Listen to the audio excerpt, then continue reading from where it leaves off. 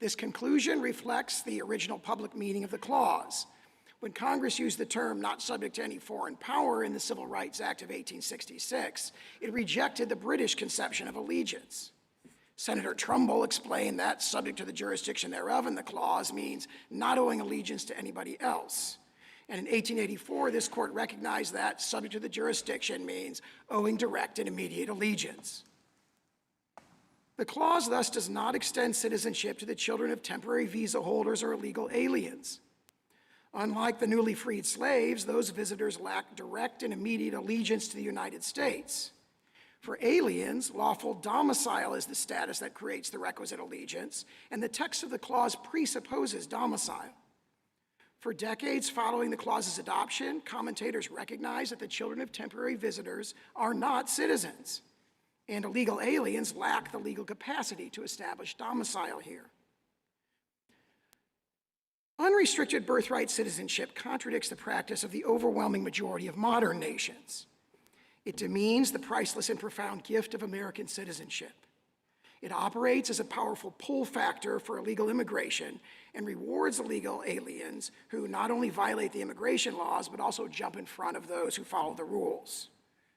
It has spawned a sprawling industry of birth tourism, as uncounted thousands of foreigners from potentially hostile nations have flocked to give birth in the United States in recent decades, creating a whole generation of American citizens abroad with no meaningful ties to the United States. I welcome the court's questions. General Sauer, before we get into the broader national issues, would you start with Dred Scott? Dred Scott was a case about state citizenship. It was a diversity case.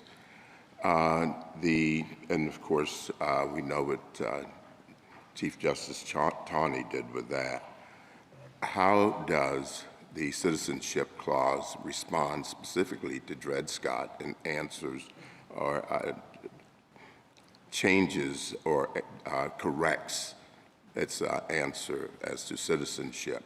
The other point is the Citizenship Clause refers not just to national citizenship, but also to state citizenship. Are we to have two different definitions for those? It's one word, citizens of the United States and citizens of the state wherein they reside. So as you begin, I'd like you to go back at the beginning and be more specific about the answer, and I want you to explain whether or not those two definitions are the same or related, and what state citizenship is based on. Thank you, Justice Thomas. I'll maybe start by addressing Dred Scott. As you alluded to the fact, Dred Scott, imposed one of the worst injustices in the history of this court, and it led to the outbreak of the Civil War. It's very clear, and this court in all of its early cases interpreting the 14th Amendment said, the one pervading purpose, the main object of the Citizenship Clause is to overrule Dred Scott and establish the citizenship of the freed slaves. And if you look at the debates in the congressional record and discussion surrounding the adoption of the Citizenship Clause, what you see is a very clear understanding that the newly freed slaves and their children have a relationship of domicile. They do not have a relationship to any foreign power. For example, there's a comment where he says, look, people have been here for 5 generations and clearly have no relationships to any foreign African potentate, or have a relationship of allegiance to the United States. And that reinforces our point that allegiance is what the word jurisdiction means. It doesn't mean regulatory jurisdiction or sort of being merely subject to the laws. They're talking and they're thinking about it in those debates about allegiance. Now, as to your second question, if you look at the text of the clause, we believe it says, born in the United States, born or naturalized in the United States and subject to the jurisdiction thereof, are citizens of the United States and the states of which they reside. So there's a constitutional guarantee that applies to both federal or national and state citizenship. And the key point we make there is that that word reside, if you look at, for example, section 1473 of Justice Story's commentaries, was understood to mean domicile. So when they say subject to the jurisdiction, And then they go on to say you're a citizen of the United States and the state in which they reside. The very text of the clause itself presupposes that the citizen is domiciled in the United States. If they're present in a state at all, they reside there. Reside means domicile in the Constitution, and we think that strongly supports our interpretation. It's textual evidence of our domicile-based theory of jurisdiction. Well, starting with that theory, you obviously put a lot of weight on subject to the jurisdiction thereof. But the examples you give to support that strike me as very quirky. You know, children of ambassadors, children of enemies during a hostile invasion, children on warships. And then you expand it to a whole class of illegal aliens are here in the country. I'm not quite sure how you can get to that big group from such tiny and sort of idiosyncratic examples. There are those sort of narrow exceptions for ambassador of foreign public ships. Tribal lineage is an enormous one that they were very focused on in the debates as well. But what I do is I invite the court to look at the intervening step, which is the enactment of the Civil Rights Act of 1866. And there they didn't say subject to the jurisdiction thereof. There it says not subject to any foreign power. Now, if you go back to Blackstone and Calvin's case, they say it does not matter if you are subject to any foreign power. If you are born in the king's domains, you have this indefeasible duty of allegiance to the king at any time. So there's a clear repudiation in the Civil Rights Act. The Civil Rights Act is this breakwater which makes it very, very clear that they are not thinking about allegiance in the terms of like the British common law. They've adopted the Republican conception of allegiance. So it's from not subject to any foreign power, and then the debates just a couple months later make it very clear that they're recodifying the same conception. They were dissatisfied with the potential ambiguity in the phrase Indians not taxed, and they adopted subject to the jurisdiction thereof. And one of the strongest statements of this is Senator Trumbull's statement that I quoted at the beginning, where he says, he's asked, what does that mean, subject to the jurisdiction thereof? And he says, it means not owing allegiance to anybody else. That is what it means. And this court picked up on that in Elk against Wilkins when it says, it uses, completely subject to the political jurisdiction, not mere regulatory jurisdiction. What do you do with Wong Kim Ark's quote of Daniel Webster, who said, independently of a residence, with intention to continue such residence, independently of any domiciliation, independently of the taking of any oath of allegiance or renouncing any former allegiance, it is well known that by the public law, a non-citizen, while he is here in the United States, owes obedience to this country's laws. Now, the examples that Wong Ark Kim used as exceptions are situations in which there was not temporary allegiance to the United States. The children of foreign diplomats whose only allegiance was to their foreign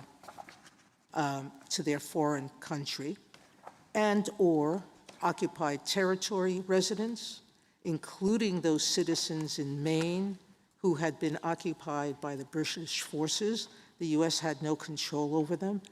And the whole theory of the Indian tribes was similar. The Indian tribes were analogized to foreign diplomats. So what do we do with that?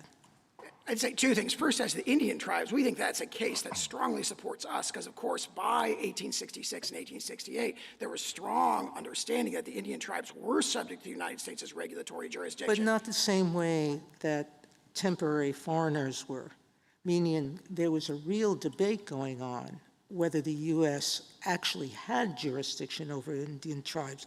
That's why our cases, for the longest time, until that was finally settled, said, absent some act of Congress, our laws don't apply.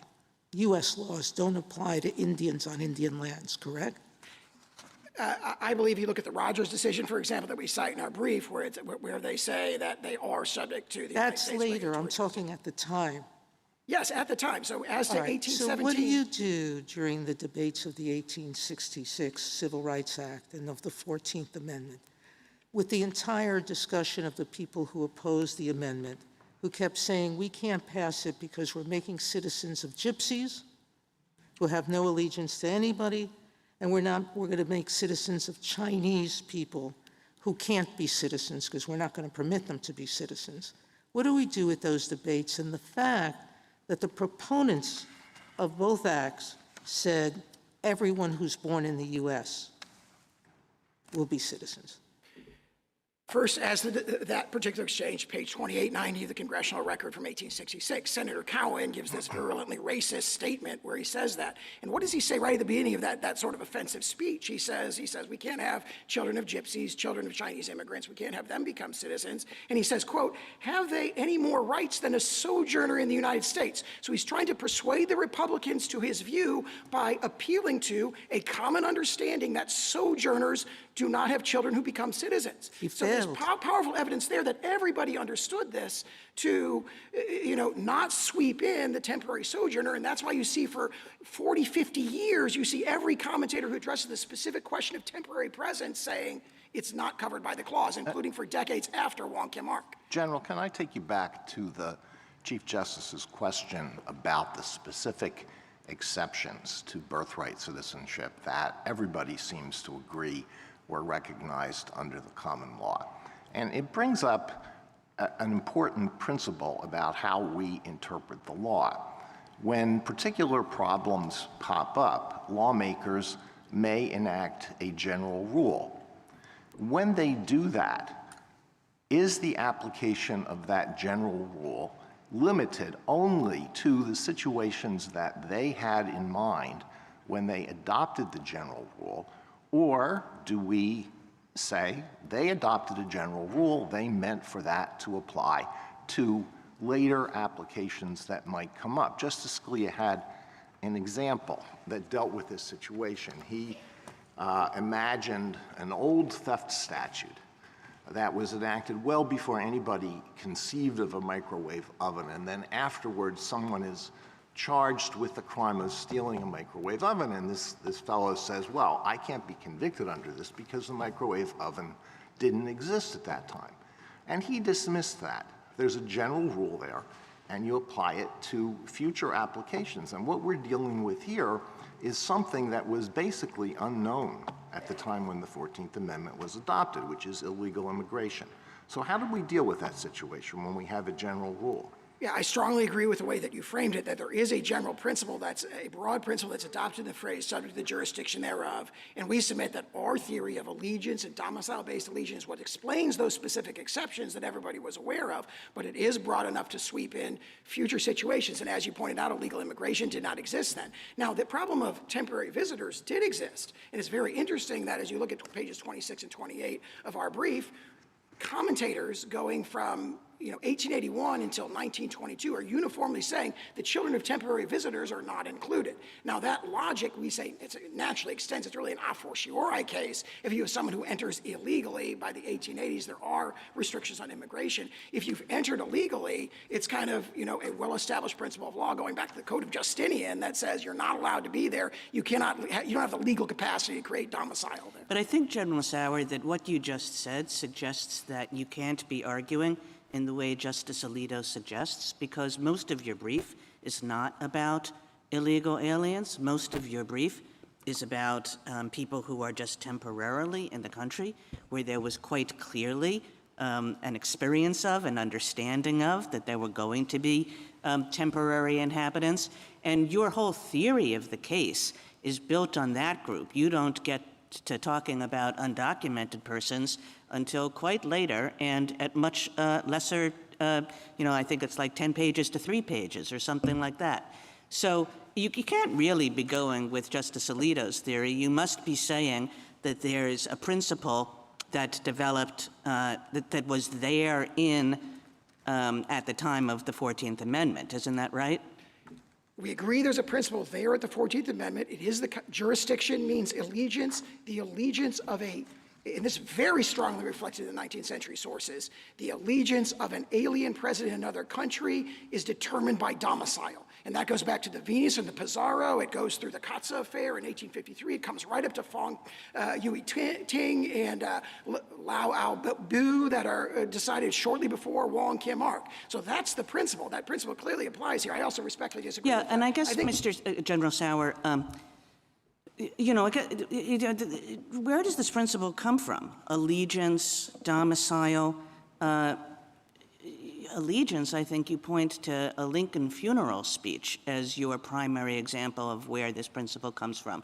It's certainly not what we think of when we think of the word jurisdiction, and I appreciate that jurisdiction has many meanings, but you know, the first meaning is like, if you're subject to jurisdiction, you're subject to the authority of. One doesn't say, oh, what that means is a certain kind of allegiance that domiciliaries have and nobody else does. So the text of the clause, I think, does not support you. I think you're sort of looking for some more technical, esoteric meaning. And then the question comes, okay, if the text doesn't support you, if there's a real history of people using it that way, but as far as I can tell, you know, at the time of the 14th, you're using some pretty obscure sources to get to this concept.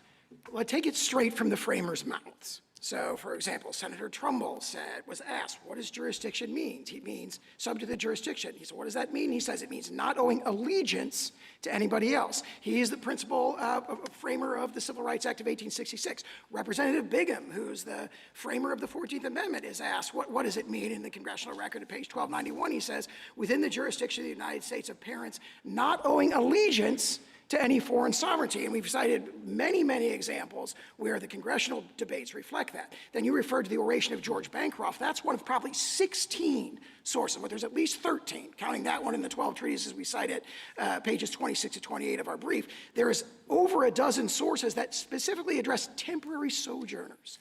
In the 5 decades after the enactment of the amendment, every single one of them says, well, temporary sojourners, their children are not included, including for 2 decades after Wong Kim Ark. So if domicile's the key linchpin to your argument, and I take it that it is, do we look at how domicile was understood in 1868, or do we look at it how it's understood today in context of the INA? The 1868 understanding, I'm not aware of a strong difference between those. Well, here's where I'm going with it. I'm just working within your argument for a moment. Today, you can point to laws against immigration that are much more restrictive than they were in 1860. We really didn't have laws like that we do today until maybe 1880. So if somebody showed up here in 1868 and established domicile, that was perfectly fine without respect to any immigration laws. There they were. And so why wouldn't we, even if we were to apply your own test, come to the conclusion that the fact that someone might be illegal is immaterial? I would first cite Wong Kim Ark on that point, because Wong Kim Ark says you're... Well, I'm not sure how much you want to rely on Wong Kim Ark. But there is a statement in there that says, so long as they are permitted to be here. So Wong Kim Ark, keep in mind that by the time they decide Wong Kim Ark in 1898... But that's 1898. Now I'm looking at 1868, you're telling me is when I should look, and the test for domicile. And the stuff you have about unlawfully present is like Roman law sources you're going to. First and second restatements as well, and decisions of this court. Yeah, so it wouldn't be the INA that would control whether you're capable of having domicile. It would be whatever the law was in 1868. I think that this is addressed by my exchange with Justice Alito from earlier, which is that this concept, jurisdiction, baking in allegiance and domicile is applied to. So Congress could continually restrict who may lawfully be present more and more, and you would say that would be incorporated into it, even though you're telling us to apply the original meaning of 1868. The original meaning of domicile. And so the question is there any argument that the framers intended to preclude Congress from dictating who can and who cannot establish a lawful domicile here? I don't see any evidence of that in the congressional record, so it's a natural extension. Whose domicile matters? I mean, it's not the child, obviously. It's the parents you'd have us focus on. And, you know, what if, is it the husband? Is it the wife? What if they're unmarried? Whose domicile? Well, in the executive order, it draws a distinction between the mother and the father, and it's really the mother's domicile. I think that would matter Well, there. but 1868 matters, you're telling us, so what's the answer? The 1868 sources talk about parental. I'm not aware of them drawing a distinction between mother or father, but they say the domicile of the child follows the domicile of the parents. And how are we going to determine domicile? I mean, would we use contemporary sources on what qualifies as domicile in a state, or do we look in 1868? And do we have to do this for every single person? And again, I don't see a strong distinction between those because, of course, domicile is a high-level concept, has been pretty consistent over centuries, which is lawful presence with the intent to remain permanently. That domicile, when you've come to a new nation, you say, I'm here to stay, you become part of their political community, and you become akin to a citizen. And that's reflected very strongly in the case I cited before. And just to circle back to Justice Kagan's point, it's striking that in none of the debates do we have parents discussed. We have the child's citizenship, and the focus of the clause is on the child, not on the parents. And you don't see domicile mentioned in the debates. The absence is striking. I think the 19th century sources would say a newborn child lacks the capacity to form a domicile, so they're imputed the domicile of their parents. So I don't think they would have seen a distinction between children and parents. And I point out that their position, like ours, is forced to look at the domicile of the parents, because if you look at the exceptions that they accept, like I'm talking about tribal Indians and so I'm forth. talking about in the debates over the 14th Amendment and the Civil Rights Act. It's striking that these concepts aren't discussed in them. I think domicile is discussed. I mean, it's brought up in many. Allegiance, jurisdiction, complete jurisdiction. Well, I mean, here's just a few examples. Page 1679 of the Congressional Record, President Johnson vetoes the first version of the Civil Rights Act, and he says, I can't sign this because it would extend citizenship to the children of, quote, all domiciled aliens and foreigners, even if not naturalized. And you have all the other sources we cited that say, this is a deeply rooted 19th century understanding. It's reflected in the Venus. It's reflected in the Pizarro in 1814 and 1817. It carries through the 19th century, and this court is talking about it in 1892 and 1893 when it's discussing the Chinese Exclusion Acts. Domicile is the key concept that creates allegiance. That's General, you said in your reply brief that the children of slaves who were brought here unlawfully, in defiance of laws forbidding the slave trade, would in fact be citizens. And we can imagine that their parents were not only brought here in violation of United States law, but were here against their will, and so maybe felt allegiance to the countries where they were from. And you say that the purpose of the 14th Amendment was to put all slaves on equal footing, newly freed slaves on equal footing, and so they would be citizens. But that's not textual. So how do you get there? You say it in just a few sentences, so can you elaborate? Sure. If you look at I think if you look at the 19th century sources, what you see is that even though their entry may have been unlawful, 19th century antebellum law never treated their presence as unlawful. In fact, quite the opposite. One of the amici, in fact, points to like a Mississippi statute, which probably is replicated throughout the South before the Civil War, that says slaves in Mississippi have an indefeasible domicile in Mississippi. In other words, even if they run away, if they get away, Mississippi says, nope, you still live here, right? And so it would be astonishing, in other words, for the opponents of the 14th Amendment to say, oh, these people were not domiciled and therefore it goes the other way, because actually U.S. law, even if they were brought in illegally and through an illegal slave trade, once they were there by well, domestic their law, intent is to return as soon as they can, let's say. So they're here, they're resident, and maybe under your theory, which says, well, lawfulness for a different purpose, but they're here, they're resident, let's take your assumption that they're not here unlawfully. But let's say they don't have an intent to stay. They want to escape and go back the second they can. Are they domiciled?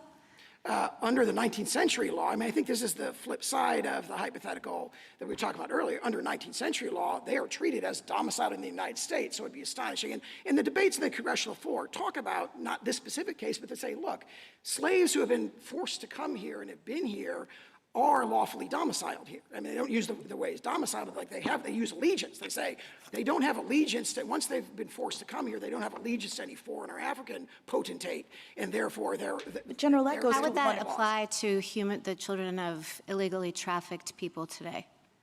Would the same reasoning apply? It would turn on whether the parents are lawfully domiciled in the United States. So if they're brought in illegally, but then they choose to remain and they want to remain and they're domiciled, you would say that their lawful presence is not dictated by whether they were brought here lawfully or not. And that's different from someone who, say, crosses the border unlawfully. Yeah, I think it would turn on whether their presence is lawful. General, in other words, obviously there may be many other important things that could be done to assist people like that. The question is, if they give birth to someone in the United States, that person naturally a citizen, that would turn, based on the original public meaning of the clause, on the lawfulness of their presence. Are they domiciled? General, can I ask you a question? To follow up on what Justice Gorsuch was exploring with you with respect to domicile, did I understand you to say that domicile is going to be eventually or is controlled by Congress who is domiciled? I'm struggling to figure out who is domiciled in your argument. The domiciliaries are people who are lawfully present and have an intent to remain permanently. So that's a kind of black letter, understanding of domicile. Now, Congress can dictate that certain classes of people, legal entrants and so forth, cannot lawfully lack the legal capacity to form a legally binding domicile. But if that's so, then doesn't it make the domicile for the purpose of the 14th Amendment turn then ultimately on Congress's will in a way that the framers did not intend? I mean, my understanding was the framers put this citizenship clause into the Constitution to prevent future Congresses from being able to affect citizenship in this way.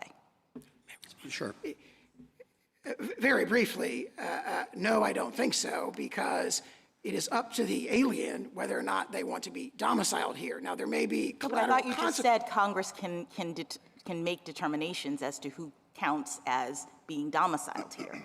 Yeah, So if that's true, then it ultimately would impact, in your theory, whether or not this person can claim that they have citizenship for 14th Amendment purposes based on Congress's determination. And I just thought that's what the 14th Amendment was trying to get away from. If I may. Yes, please. Very briefly, I just point you to the discussion in Professor Werman's amicus brief where he talks about this is not a new problem. Going back even to the British common law, there's a situation of people who lack a safe conduct and are passing through the king's domains without permission. And he says the best reading of the common law is they are not under the protection of the king and they're not covered by the rule of birthright citizenship. Thank you, counsel. You mentioned in your briefing and also this morning the problem of birth tourism. Do you have any information about how common that is or how significant a problem it is? It's a great question. No one knows for sure. There's a March 9th letter from a number of members of Congress to DHS saying, do we have any information about this? The media reports indicate estimates could be over 1 million or 1.5 million from the People's Republic of China alone. The congressional report that we cite in our brief talks about certain hotspots like Russian elites coming to Miami through these birth tourism companies. And I mean, here's a fact about it that I think is striking. Media reported as early as 2015 that based on Chinese media reports, there are 500 birth tourism companies in the People's Republic of China whose business is to bring people here to give birth and return to that nation. Having said all that, you do agree that that has no impact on the legal analysis before us? I think it's, I'd quote what Justice Scalia said in his Hamdan dissent, where their interpretation has these implications that could not possibly have been approved by the 19th century framers of this amendment. I think that shows that they've made a mess. Their interpretation has made a mess of the provision. Well, it certainly wasn't a problem in the 19th century. No, but of course, we're in a new world now, as Justice Alito pointed out, where 8 billion people are one plane ride away from having a child who's a U.S. citizen. Well, it's a new world. It's the same Constitution. It is, and as Justice Scalia said, I think in the case that Justice Alito was referring to, you've got a constitutional provision that addresses certain evils, and it should be extended to reasonably comparable evils. He said that about statutory interpretation. I think the same principle applies here, and I think we quote that in our brief. Thank you. Justice Thomas, anything further? General, you're getting a lot of questions about immigration, and they harken back, of course, to the citizenship, which is defined in or set out in the 14th Amendment. How much of the debates around the 14th Amendment had anything to do with immigration? I think that the principal focus of those debates has to do really not with immigrants, but with the Indian tribes. I mean, obviously the main goal, the one pervading purpose, as this court said in the slaughterhouse cases, was to establish the citizenship of the freed slaves and their children, but they were very concerned about the problem of something that they all accepted as a given, which is that the children of tribal Indians are not within the rule of birthright citizenship. So I think that's what they focus on. We draw an analogy to that, to the issue of temporary sojourners. And then, but there are mentions of temporary sojourning multiple places in the congressional debates, and all of those quotes go in our direction. And there was, Justice Sotomayor brought up Wong King Ark. There was no question in that case that about domicile, was there? I disagree. The court says at the very beginning of its opinion, here are the accepted facts. These are lawfully domiciled here. When it states the question presented, it talks about domicile. When it recites the legal principle at page 693, it says domicile 3 times. And at page 705 at the end of the opinion, it says here's the single question we've decided. We've decided that Chinese immigrants with a permanent domicile and residence here fall within the rule of birthright citizenship. Justice Alito? Under the minimum definition of domicile, which I think existed in 1868 and continues to exist today, a person's domicile is the place where he or she intends to make a permanent home. Now, normally, you would think that a person who is subject to arrest at any time and removal could not establish a domicile. But we have an unusual situation here because our immigration laws have been ineffectively and in some instances unenthusiastically enforced by federal officials. So there are people who are subject to removal at any time if they are apprehended and they go through the proper procedures. But they have in their minds made a permanent home here and have established roots. And that raises a humanitarian problem. And I wonder if you could address that.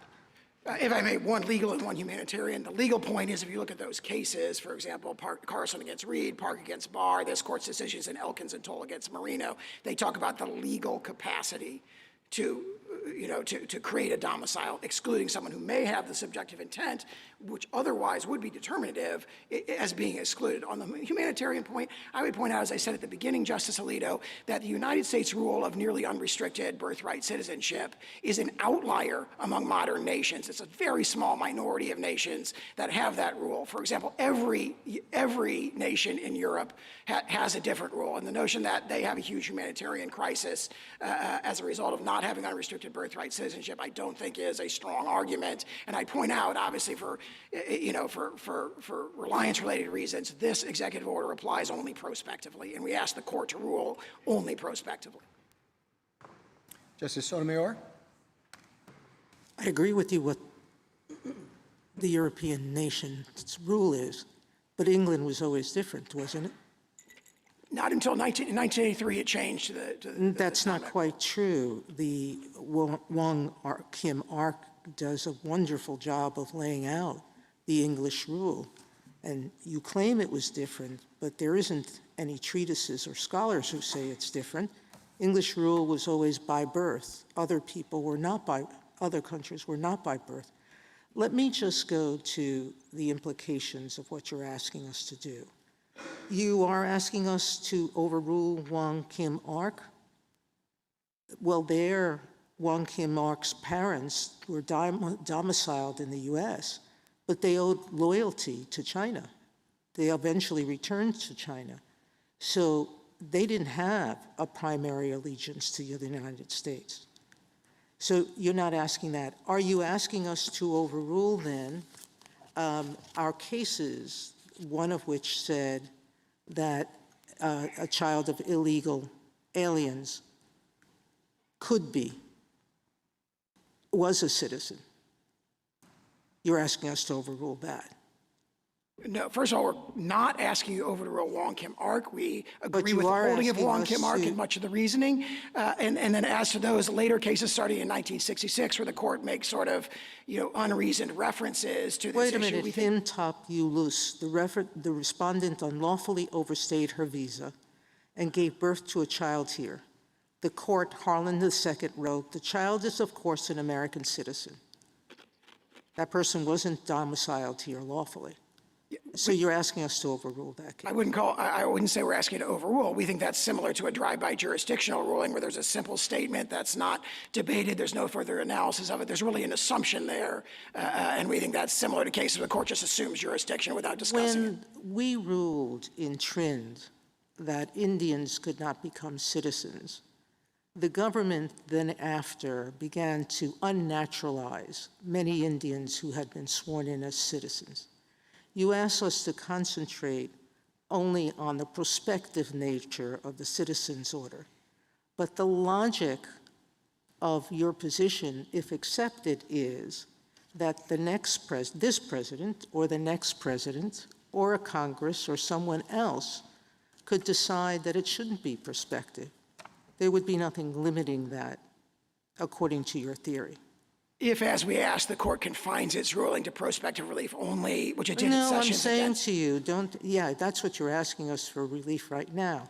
I'm asking whether the logic of your theory would permit what happened after the court's decision in Trin, that the government could move to unnaturalize people who were born here of illegal residence.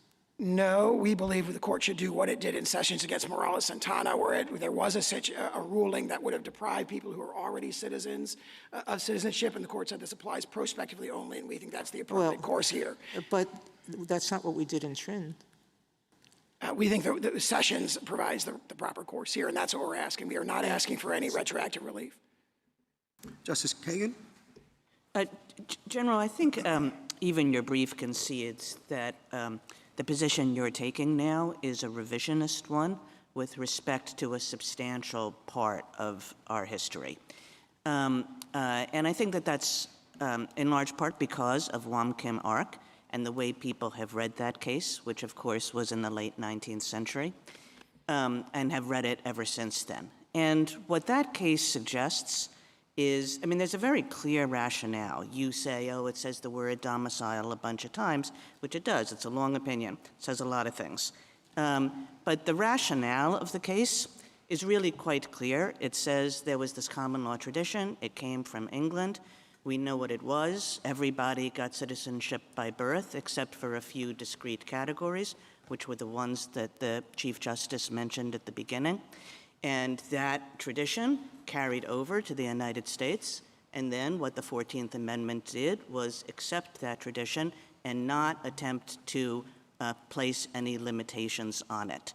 And so that was the clear rationale, a clear rationale that is diametrically different from your rationale. And everybody took Wong Kim Ark to say that, and to say that as a result of that, of course, birthright citizenship was the rule, and I think everybody has believed that for a long, long time. And I guess my question is this. You have a story about the reasons why we should go back to what you view as the original meaning. And given the long history of this country's understanding about birthright citizenship, what would it take, what do you think it should take to accept that story in terms of the magnitude of the evidence that we would need to see in order to accept this revisionist theory and in order to change what I think people have thought the rule was for more than a century?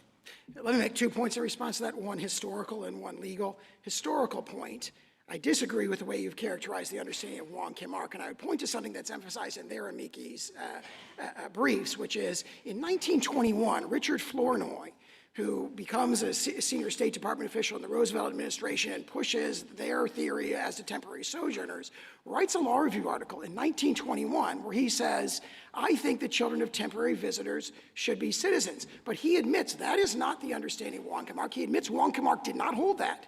And he admits that there's an array of authorities that go against him. He talks about careful and reliable, high authorities. And that's referring to the consensus that we point out in pages 26, 28 of our brief. We've got 12 treatises from 1881 to 1922 that all say, including for decades after Wong Kim Ark, that say children of temporary sojourners are not included. What happens between 1921 and the 1930s? Well, Mr. Flournoy became a senior State Department official, and he adopted that as the policy of the Roosevelt administration. So their argument is basically saying there wasn't this consensus going back to 1898. The consensus, as their own author admits, goes entirely in the opposite direction. For 50 years, right, for 50 years from the framing of the clause through the 1920s, maybe 60 years, the general understanding when it comes to what's at issue here and was not at issue in Wong Kim Ark is the children of temporary visitors do not become citizens under the clause. And then the legal point, you referred to this sort of concept of temporary local local allegiance, and they rely on the schooner exchange, this theory that you've got temporary local allegiance. But if you actually look at page 572 of the congressional record, right at the beginning, introducing the Civil Rights Act, Senator Trumbull says, I said not subject to any foreign power. I wanted to say born in the United States and owing allegiance to the United States, but I was aware that there's a, quote, a sort of allegiance from persons temporarily resident in the United States whom we have no right to make citizens. So Senator Trumbull says the reason I haven't adopted the language and meaning that they say should be packed into these provisions is that everybody knows that the children of temporary visitors should not be citizens. Thank you, General. Justice Gorsuch? Just to follow up on that point, General, one interesting counterpoint about the understanding of Wong Kim Ark that followed with respect to temporary sojourners. And I take you've got your well-taken points. But there was, of course, John Marshall Harlan, the great dissenter, who dissented in Wong Kim Ark and later gave a bunch of lectures. And he posed the question about the sojourners.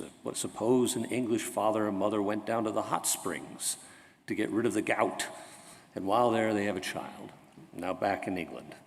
Is that child a citizen of the United States, born of the jurisdiction thereof by mere accident of birth? And he says, under Wong Kim Ark, he is. And he continues, I was one of the minority, and of course I was wrong. Now, I'm sure that was tongue-in-cheek, but now, what do you do with that? I'd say two things in response to that. First of all, he gave a speech, but we have 12 uncontradicted treatises that say the opposite, that is not what Wong Kim Ark means, and that's not the meaning of the clause. But also, I'd make a more fundamental point. When you're looking at Wong Kim Ark, one of the dissent has this dominant theme like you can't be doing this because you can't make and we all agree, or it's obvious, that the children of temporary visitors do not become citizens. And how does the majority opinion address that? It says domicile 3 times when it recites the legal rule. It says permanent residence and domicile when it decides the holding. So the court should be bound by what it says. This is what we're deciding. And again, on page 75, it says this is the single question. Now, there's been a lot of discussion up to that point, but at the very end, they said the single question we've decided is the citizenship status of the children of Chinese immigrants with a permanent residence and domicile in the United States. Do you think Native Americans today are birthright citizens under your test and under your friend's test? I think so. I mean, obviously, they've been granted citizenship by statute. Put aside the statute. Do you think they're birthright citizens? No, I think the clear understanding that everybody agrees in the congressional debates is that the children of tribal Indians are not birthright citizens. I understand that's what they said, but your test is the domicile of the parents, and that would be the test you'd have us apply today, right? Yes. So if a tribal Indian, for example, gives up allegiance to... Born today, birthright citizens. I think so on our test, yeah. If they're lawfully domiciled here. Okay. I'm not sure. I have to think that through, but that's my reaction. I'll take the yes. That's all right. And then I just want to ask you quickly about the INA, adopted in 1940 and 1952. It uses the same term as the Citizenship Clause, and one might have a pretty good argument. I'm sure you got some arguments along just these lines that it should be understood to mean whatever it meant in 1868. But there was a lot of water over the dam between those two things. And as your brief points out, by the Roosevelt administration, there's a pretty strong jus soli move. That is to say that the thin concept of jurisdiction, power over, is enough, a broader understanding of birthright. Would there be an argument for reading that statute under its original plain meaning at the time, 1940, 1952, to perhaps have a different meaning than the Constitution? We don't think that's the best interpretation.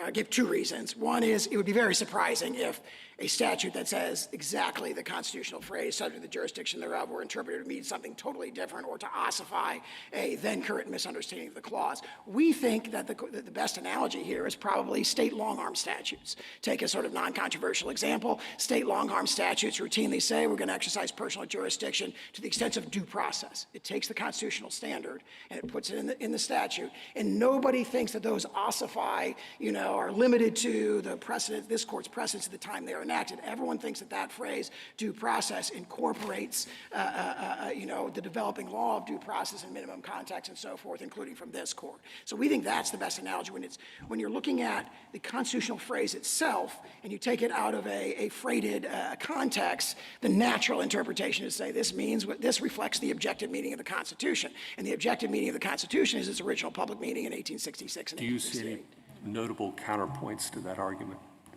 I'm sure there are arguments on the other side. We addressed them in their brief. So you're really, at the end of the day, then, this is a straight-up constitutional ruling you want from this court, win, lose, or draw? Yeah, we think that the statute and the Constitution means the same thing. If the court disagrees, obviously we prefer an adverse ruling. If the court's going to do that on a statutory basis than a constitutional basis. But you just disavowed that in your responses to me by saying that that's not an available option, is the way I understood it. Yes, the court would have to disagree with our statutory position, which is that it means the same thing as the Constitution. But if the court were to do that, then the natural course would probably be to rule on statutory grounds alone. Now, we think they mean the same thing, and we've got arguments for that, including, I think, the analogy I just referenced. Thank you. Justice Kavanaugh? General, how should we think about the text of the 14th Amendment, subject to the jurisdiction thereof, as distinct from the different language of the Civil Rights Act of 1866, which refers, as you know, to persons not subject to any foreign power? Those texts are, on their face, different, and the history that Justice Kagan referred to might have developed quite a bit differently if the 14th Amendment's text had used the phrase that was in the Civil Rights Act. That's an excellent point, and this court has held in multiple cases, Heard against Hodge and General Building Contractors, has recognized that they were intended and they did mean the same thing, and that's powerfully reinforced by the congressional debates, where really what they're discussing is they said they were dissatisfied with the language in the Civil Rights Act because the phrase Indians not taxed they thought was ambiguous. And so they switched to the affirmative statement as opposed to the negative statement. The affirmative statement is subject to the jurisdiction thereof, but there's express statements in the congressional record essentially that we're doing the same thing, and that is what this court's case law has reflected. Why didn't they say the same thing? Again, it appears they preferred the sort of positive formulation subject to the jurisdiction thereof as opposed to not subject to any foreign power. And again, there's a deep concern and lengthy discussion of the potential ambiguity in the Civil Rights Act. They want to eliminate an ambiguity, but do the same thing. And I think that that's very strongly reflected in those debates. By the time of the 1940 and 1952 congressional actions, where Congress repeats subject to the jurisdiction thereof, given Juan Kim Ark, one might have expected Congress to use a different phrase if it wanted to try to disagree with Juan Kim Ark on what the scope of birthright citizenship or the scope of citizenship should be. And yet Congress repeats that same language knowing what the interpretation had been. So how are we to think about that? I think baked into that question is an understanding, I think that was reflected in Justice Kagan's earlier question, that everybody understood that Juan Kim Ark meant that, and the history I talked about, I think, refutes that. That really there's a consensus that goes our way for decades and decades after the adoption of the amendment and after Juan Kim Ark on the specific question of the children of temporary visitors. And it's really not until, and again, and their author in 1921 is saying, hey, the other side is the consensus. I'm sorry. Sorry, go ahead. But there's executive branch interpretations and others. And if you're in Congress in 1940 and 1952 and you want to limit the scope of Juan Kim Ark or to eliminate ambiguity, why do you repeat the same language rather than choosing something different? For example, you could use the language from the Civil Rights Act of 1866 or some similar formulation if your idea in 1940 and 1952 was to not have ambiguity or not have an overly broad scope. I think if you look at the structure of that statute, where it's 1401A and then B through H, A, and it says these are the people who are entitled to birthright citizenship. A is the constitutional standard, and then B through H are all the categories that Congress has superadded to that. I think the natural inference is that Congress is codifying, which it was consciously doing in 1941, pulling all the naturalization rules and immigration rules together into one statute and said, you go to one place, here's who is a birthright citizen. A, those who are guaranteed that right by the citizenship clause, and B through H are the ones that Congress has added through its naturalization power. So that inference to me says is merely, it's not trying to change or alter the constitutional standard, it's just saying, hey, the baseline is what the Constitution says, and we codify that, and then we move on to the new categories.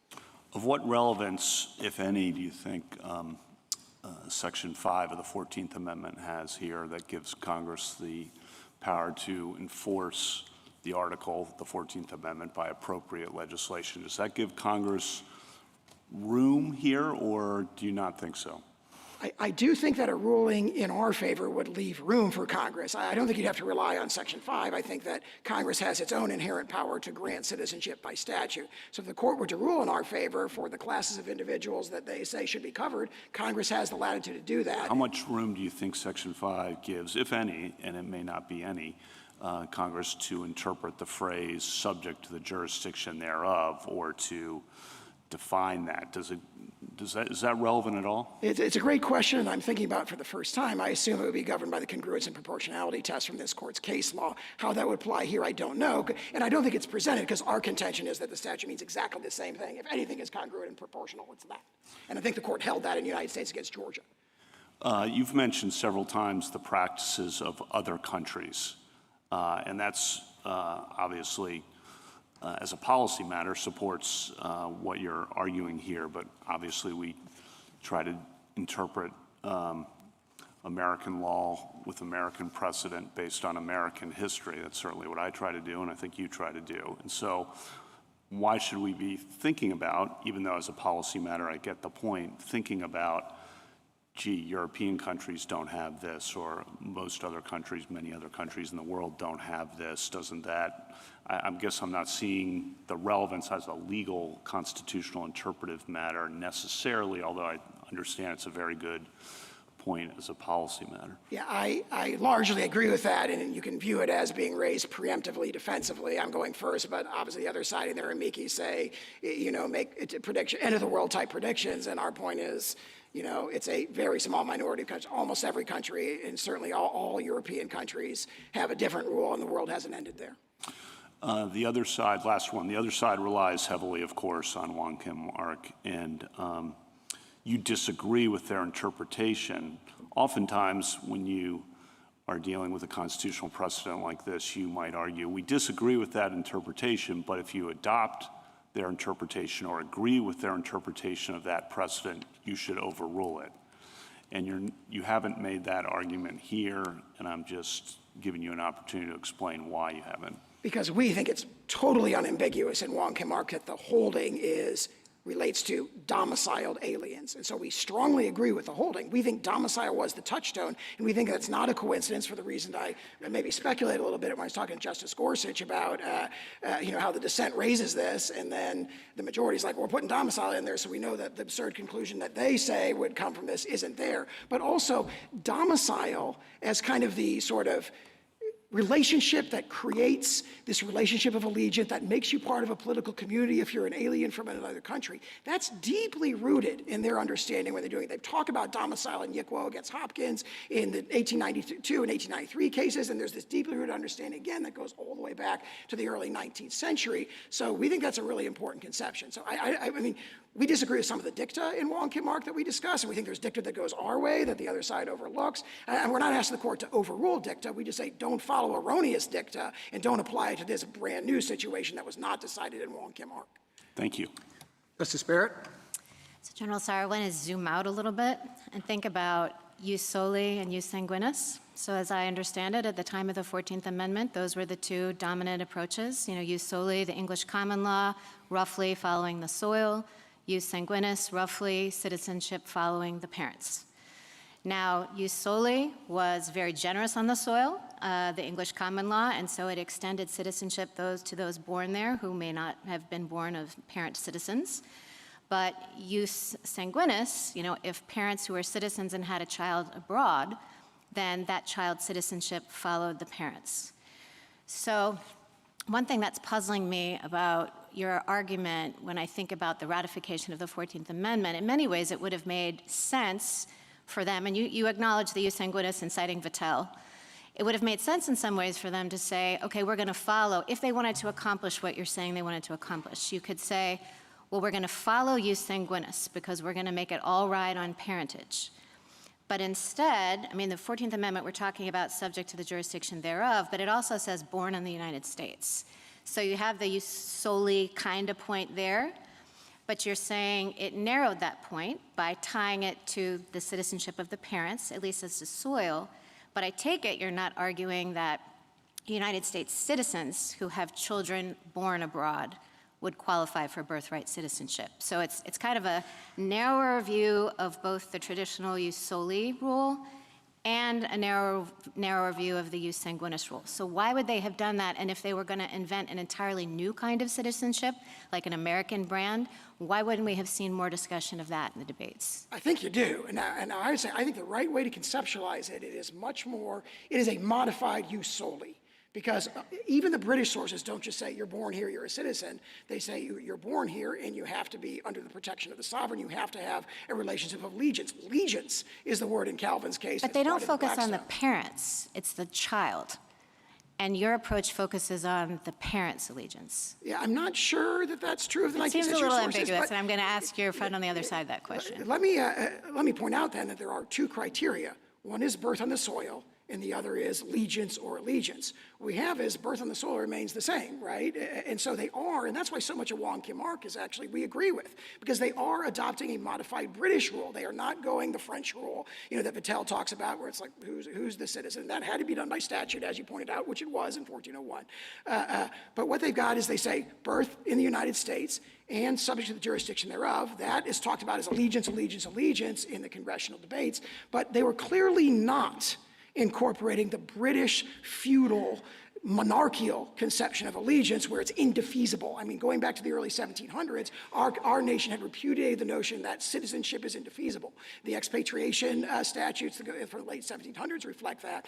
And again, you look at the 1868 congressional report that we cite there, this is the same group of congressmen, Republican congressmen, and they say things like, the U.S. Constitution itself is proof that Blackstone's theory of allegiance was not accepted. So they accept birth on U.S. soil, but then they take the concept of allegiance and give it its Republican, democratic, American understanding. And that's very, very, I think that makes a ton of sense.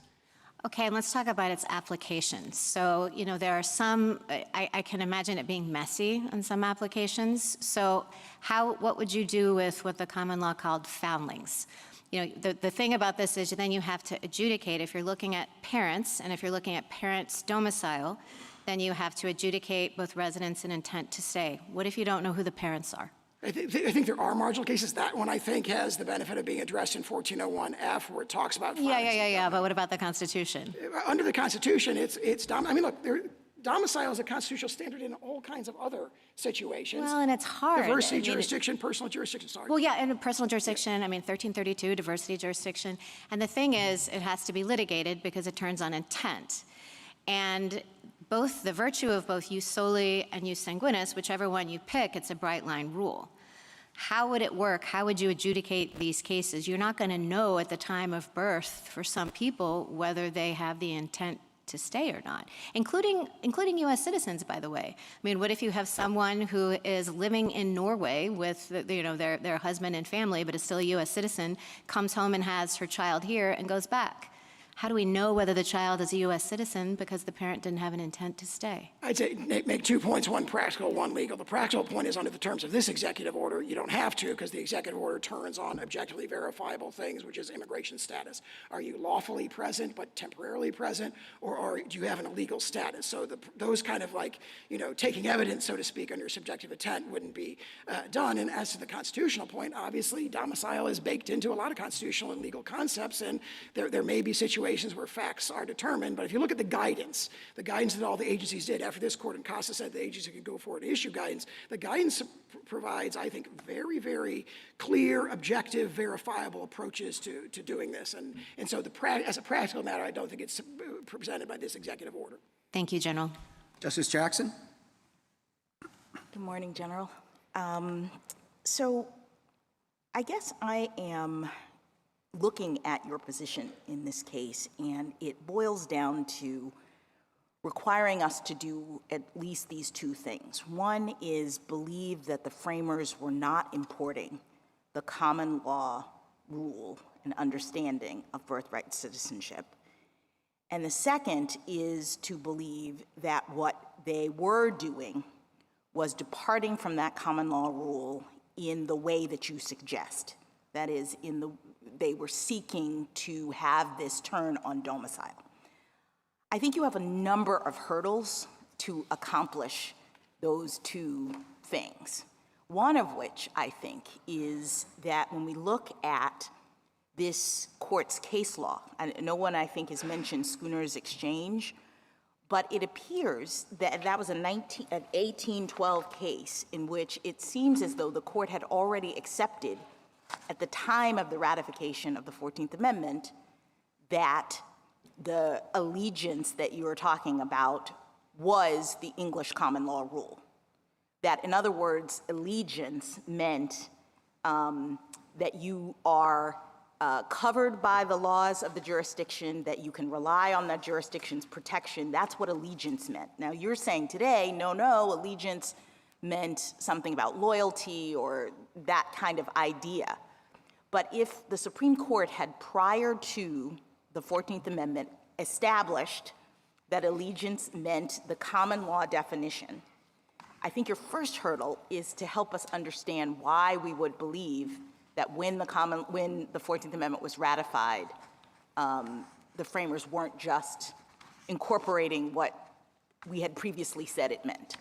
Page 572 of the congressional record directly addresses this. They say the concept of temporary and local allegiance from the Schooner Exchange is what is meant by, or temporary and local jurisdiction from the Schooner Exchange is what is meant by the word jurisdiction in the 14th Amendment. Senator Trumbull says, I thought about saying owing allegiance, but again, quote, there's a sort of allegiance from persons temporarily resident in the United States whom we have no right to make citizens. So he expressly and consciously rejected reliance on Schooner. What do we do with, I mean, that's a debate, and it's a discussion, very valid, but then we have a subsequent debate between Fessenden and Wade, where the same concept comes up, and it becomes clear, at least from Senator Wade's perspective, that that's wrong. So Fessenden, and I'm not sure whether these are senators, I apologize.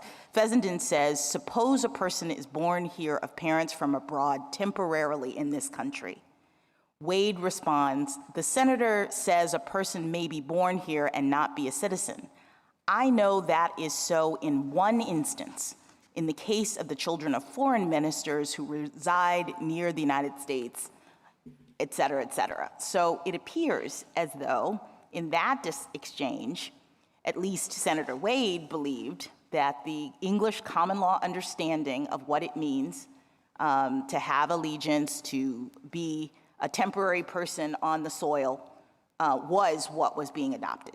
Yeah, that exchange strongly supports us. If you look at it in context, Senator Wade has introduced a version that says only birth on U.S. soil and doesn't have any allegiance or jurisdictional element to it. And so Senator Fessenden stands up and says, well, that can't be right, because, obviously, what about the children of temporary visitors? It has this, it's another one of these statements that has this appeal to a background understanding that we all agree that the temporary visitors, their children do not become citizens. And then Senator Wade has to kind of backtrack and say, well, what are the children of ambassadors? And in the end, Congress does not adopt Senator Wade's proposal. So we think that to the extent you can draw an inference from that, the inference strongly supports us. All right, well, let me just ask you about why we wouldn't see in the 14th Amendment anything about parental allegiance. Several of my colleagues have talked about the fact that your view of this turns on what the status of the parents are, and not the child, as would the born in the United States view of it.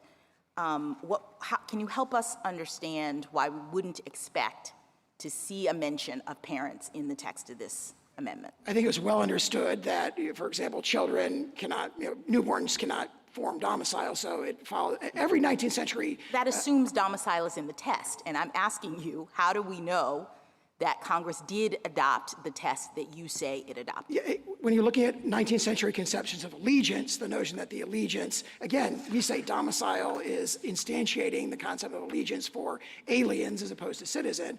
All of that, the 19th century understands the newborn's domicile, its allegiance follows the allegiance of the parents. And I point out that their theory relies on parental allegiance as well, because they recognize the exceptions for, hostile invading armies, for tribal Indians, for ambassadors. Again, the child's allegiance status, even on their view, turns on the status of the parent. What do we do with Professor Mueller's amicus brief and the historical record and the fact that even at times in this country where we understood that the parents were declared enemies of the United States, I'm talking about World War II and Japanese internment, babies born in that circumstance were given birthright citizenship. So it seems as though this concept of allegiance of the parents really wasn't driving birthright citizenship, at least at this period of our history. So are you saying this is wrong, or they shouldn't have gotten birthright citizenship? Well, if they were domiciled here, yes, they should have. If they were temporarily present, then no. But the executive practice, we can see from the 1930s. How does the temporary presence run with your concept of allegiance? I'm not sure I understand. So can you be clear? Are you saying that only people who are domiciled here, as you define it, can form the necessary loyalty to the United States? It's not allegiance is not a question of subjective loyalty. Okay. Oh, it is something you owe. It's a reciprocal relationship between the citizen, whether they want it or not, they have that allegiance. And I think it's powerfully— On the basis of what? Domicile. I mean, that's what it says in so many words in the Venus and the Pizarro. It says, look, if you're talking about an alien, if they're just temporarily passing through, no, they don't have allegiance. But if they've made it their permanent home, they become part of our political community, and they are analogous or akin to citizens. All right, just quickly, because I'm mindful of the time. What do you do with Won Kim Ark's statement that birthright citizenship is applying, quote, independently of a residence with intention to continue such residence, independently of any domiciliation? I know that they use domicile, it's a fact in the case, but that's not a part of their holding. It's not what the reasoning turns on, correct? I believe you're quoting from page 693 of that opinion. It goes on to say, not citizen terms on that, but the duty of obedience to our laws. It doesn't take the further step at that point and say, therefore, if you have temporary and local allegiance, you're a citizen. And immediately before that, you have that page 693 summary of the court's holding, where it says domicile, domicile. Won Kim Ark incorporates a domicile requirement. That is the holding. It's definitely clearly expressed in the holding. All right, one final thing, perspective. You say perspective, we're supposed to do this. Don't worry about the people who are already here and who would not qualify under your rule. How does this work? Are you suggesting that when a baby is born, people have to have documents, present documents? Is this happening in the delivery room? How are we determining when or whether a newborn child is a citizen of the United States under your rule? And I think that's directly addressed in the SSA guidance that's cited in our brief. What SSA says is there's currently a system where, for example, Social Security numbers are generated based on the birth certificate. They say this can still be, for the vast majority of instances, completely transparent. You will still get a— No, not transparent. I'm just talking about the particulars, because now you say your rule turns on whether the person intended to stay in the United States. And I think Justice Barrett brought this up. So are we bringing pregnant women in for depositions? What are we doing to figure this out? No, as I pointed out earlier, the executive order turns on lawfulness of status.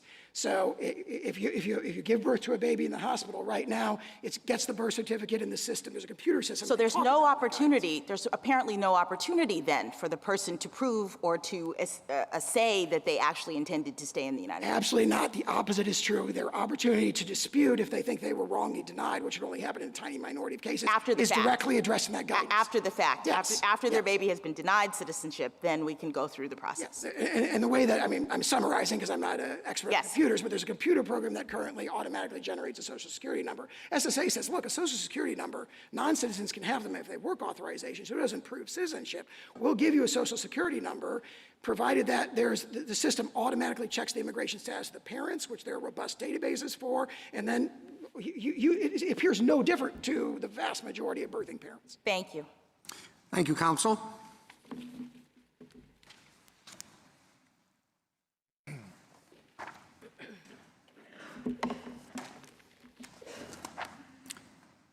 Ms. Wong? Mr. Chief Justice, and may it please the court, ask any American what our citizenship rule is, and they'll tell you, everyone born here is a citizen alike. That rule was enshrined in the 14th Amendment to put it out of the reach of any government official to destroy. When the government tried to strip Mr. Wong Kim Ark's citizenship on largely the same grounds they raised today, this court said no. 30 years after ratification, this court held that the 14th Amendment embodies the English common law rule. Virtually everyone born on U.S. soil is subject to its jurisdiction and is a citizen. It excludes only those cloaked with a fiction of extraterritoriality because they are subject to another sovereign's jurisdiction, even when they're in the United States. A closed set of exceptions to an otherwise universal rule. My friend has now clearly said that the government is not asking you to overrule Wong Kim Ark. That is a fatal concession, because Wong Kim Ark's controlling rule of decision precludes their parental domicile requirement. The dissent understood that, and the majority tells us 6 times in the opinion that domicile is irrelevant under common law. Lynch versus Clark was already the dominant American case on citizenship, and it held that the US-born daughter of temporary visitors from Ireland who took the baby back to Ireland with them, that daughter was a US citizen. Authorities, including Lincoln's Attorney General and Kent's commentaries, embraced Lynch, and Kent specifically talked about temporary sojourners' children being US citizens. Justice Field said in 1884 that reflected the general understanding. That understanding was confirmed by Congress with its 1940 Act. The 14th Amendment's fixed, bright-line rule has contributed to the growth and thriving of our nation. It comes from text and history. It is workable, and it prevents manipulation. The executive order fails on all those counts. Swaths of American laws would be rendered senseless. Thousands of American babies will immediately lose their citizenship. And if you credit the government's theory, the citizenship of millions of Americans, past, present, and future, could be called into question. All of this tells us the government's theory is wrong. I welcome the court's questions. There are 5 exceptions to citizenship that you do accept. Yes, depending on how many you count, Justice Thomas, how you count them. What is the underlying rule of law that you use to connect these 5 exceptions? Sure. So as I just said, all of the exceptions involve situations where that US-born child is not subject to the jurisdiction of the United States because that extraterritoriality, that fiction of extraterritoriality, the interaction of another sovereign between the United States' jurisdiction and that person applies to the child as well as to the parent. Everyone else born in the United States is subject to the United States' jurisdiction. To answer Justice Barrett's question to my friend, that's what sets those exceptions apart from other US-born persons. We've heard a lot of talk about Wong Kim Ark, and you dismiss the use of the word domicile in it. It appears in the opinion 20 different times, and including in the question presented and in the actual legal holding. And the government doesn't want it to be overruled because it's willing to rely on that particular fact in that case. Isn't it at least something to be concerned about, to say that since it's discussed 20 different times and has that significant role in the opinion, that you can just dismiss it as irrelevant? Well, Mr. Chief Justice, I think we have to look at what the controlling rule of decision is in Wong Kim Ark. Justice Gray takes pains in the majority opinion to set out his analysis. He first starts with a premise that in construing the 14th Amendment Citizenship Clause, we look to the English common law. That was the rule that applied from the colonial era on, at least for the colonists and for European immigrants. He then says, look, Chief Justice Marshall tells us in the Schooner Exchange what subject to the jurisdiction means, again looking to the English common law. Under English common law, if you are born in the dominions of the sovereign, you owe natural allegiance, and those who are present in the dominions of the sovereign owe temporary allegiance for as long as they're present. The only exceptions, again, at common law were ambassadors, people born on foreign ships, and people who were born during periods of foreign occupation.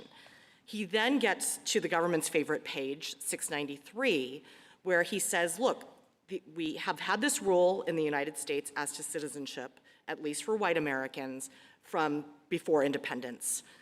The purpose of the 14th Amendment was to embrace that universal rule of birthright citizenship, to embrace and incorporate the common law exceptions with the single additional exception of the pre-existing exception for tribal Indians that we had in the United States, which is an analogous exception, and that's the closed set of exceptions.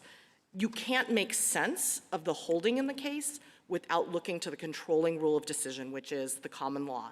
And I think my friend agrees that under English common law, domicile was not relevant, and the children born to temporary visitors in the territory of the sovereign were always considered birthright citizens. Well, Ms. Wong, I mean, everything you say strikes me as, yeah, that's the way I read it too, but then what are those 20 domicile words doing there? Like, you can, take some of them and say, they were just summarizing the facts of the case, but not all of them. And why did they keep on, why did they sprinkle that in the opinion? Well, I think, again, those were the stipulated facts in the case. And it's clear we have textual evidence in the majority opinion that they were simply saying this is an a fortiori application of that controlling rule that comes from the English common law. Justice Gray writes, again, after setting out the English common law rule and the exceptions with the single additional exception for children of members of Indian tribes, that the amendment in clear words and manifest intent includes the children born within the territory of the United States of all other persons of whatever race or color domiciled within the United States. And as was pointed out earlier, the very next part of that same paragraph, he cites to Webster talking about Thrasher's case. And he says, people who are born in this country owe allegiance independently of a residence within, foreign nationals owe allegiance independently of a residence with intention to continue such residence, independently of any domiciliation, and independently of taking any oath of allegiance, which is totally contrary to both the government's theory of dual allegiance or partial allegiance and to the theory of domiciliation. I mean, I might agree with you if domicile had simply been sprinkled in the opinion, but in Wong Kim Ark, it's a long opinion, but it begins by saying, here's the question, and it ends by coming back to the question. And it says, here's the question, stated at the beginning of the opinion, namely, whether a child born in the United States of parents of Chinese descent who at the time of his birth are subjects of the Emperor of China, but have a permanent domicile and residence in the United States and are there carrying on business, and he states the diplomatic exception, and he says, for the reasons above stated, this court is of the opinion that the question must be answered in the affirmative. So why put domicile in? Sometimes it's hard to figure out what is the holding of the case. Here he tells us this is the holding of the case. Why put domicile in there?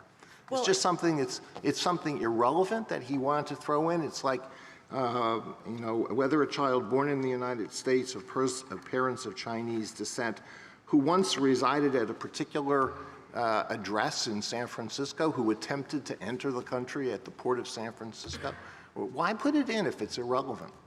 Well, Justice Alito, I'll give you two responses. The first is that, again, it was a stipulated fact.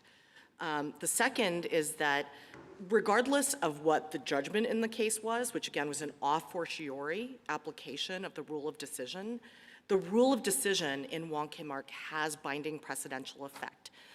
Even if you think that Wong Kim Ark decided the case based on the stipulated facts, you have to follow that controlling rule of decision. And if you follow that rule, you get to the same result for people without domicile. Wong Kim Ark says 6 times in the first parts of the opinion, as well as on the page the government focuses on, that domicile is not relevant. Well, That Ms. Wong, on that, what do we do with the fact that after Wong Kim Ark, at least some authorities took the view that the non-domiciliary question wasn't decided, remained open, and even continued to press the view that domicile is required?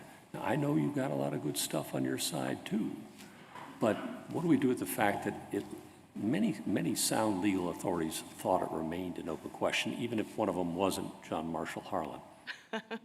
I liked your example from Justice Harlan's lecture here in DC. So here's what I would say. All of the government's citations in their brief generally either were rejected by Wong Kim Ark expressly, if they I'm talking predated Wong Kim Ark. post.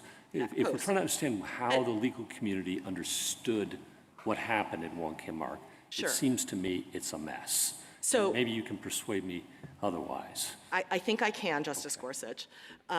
First, as to the post-Wong Kim Ark authorities that the government cites, each one of them is inconsistent with Wong Kim Ark's reasoning or doesn't mention it at all. Most of them have very little reasoning at all. And in contrast, what we have on our side, post-Wong Kim Ark, is numerous federal court decisions around the time of Wong Kim Ark, between ratification and Wong Kim Ark, that said that domicile is not relevant. They cited Lynch versus Clark, which again was about the daughter of temporary sojourners. We have the 6th edition of Kent, which was cited in Wong Kim Ark, and of course was then cited after Wong Kim Ark was decided by many authorities, again discussing temporary sojourners. Anyone who wanted to know what the law of citizenship was under the 14th Amendment after Wong Kim Ark would go to the 6th edition of Kent, where he says in that footnote on page 38 that the rule was Lynch versus Clark, and temporary sojourners' children are U.S. citizens. We have members of Congress speaking on the record on debates on immigration laws, where they were finally passing these immigration restrictions that Senator Cowan wanted. And they all stated either that Lynch was the rule, that Attorney General Bates had stated the rule, again citing Lynch, or Kent, and stating the rule that everyone born in the U.S. is a citizen, and saying, look, the children of Chinese immigrants, these immigrants who are unwelcome, these immigrants that Congress is now trying to bar from entering the United States, if their children born in the United States are citizens. We have in 1896, so a couple years before Wong Kim Ark, but in 1896, State Department regulation, which said the US-born children of foreign nationals are US citizens, accepting only the children of ambassadors. And then you have Marshall Woodworth, who is a US attorney who writes in a law review article that he's talking specifically about temporary sojourners' children, and he says, I don't think that's a good rule from a policy perspective, but that's the general rule. Ms. Wang, can I Yes. offer a possible explanation for why Justice Gray made a point of putting domicile in what he said was the holding of the case? And it is this. Wong Kim Ark and his parents, had they come to the United States from Europe, could have been naturalized. But because they were Chinese, they could not be naturalized. And they had done everything that they could to make themselves Americans by establishing a domicile in the United States. And so that's what this was about. He couldn't get naturalized because of a racist law, but they had done everything they could to become part of the American society. At the same time, there were many, many men who were horribly exploited, brought to the United States to work on the Transcontinental Railroad, to work in mines. They were worked to death. They were treated horrifically, but they were not, they were overwhelmingly men. There wasn't an indication that they would stay here, they could stay here, they didn't have permanent homes. And the opinion is drawing a distinction between those two categories of people who would have been well understood at the time when Wong Kim Ark was decided. No, Justice Alito, I don't think that's a plausible explanation for why domicile is mentioned in Wong Kim Ark, because again, the controlling rule of decision based on the English common law and cases from Schooner Exchange to Lynch versus Clark to State versus Manuel, which was the North Carolina decision that said, look, the rule in the United States from independence on has been the English common law rule. That explanation would be inconsistent. But Ms. Wong, yes. isn't that explanation, I take Justice Alito's point, and I think he actually makes a good one in the sense that it could be that Justice Gray emphasized domicile to help the public accept the outcome of this case.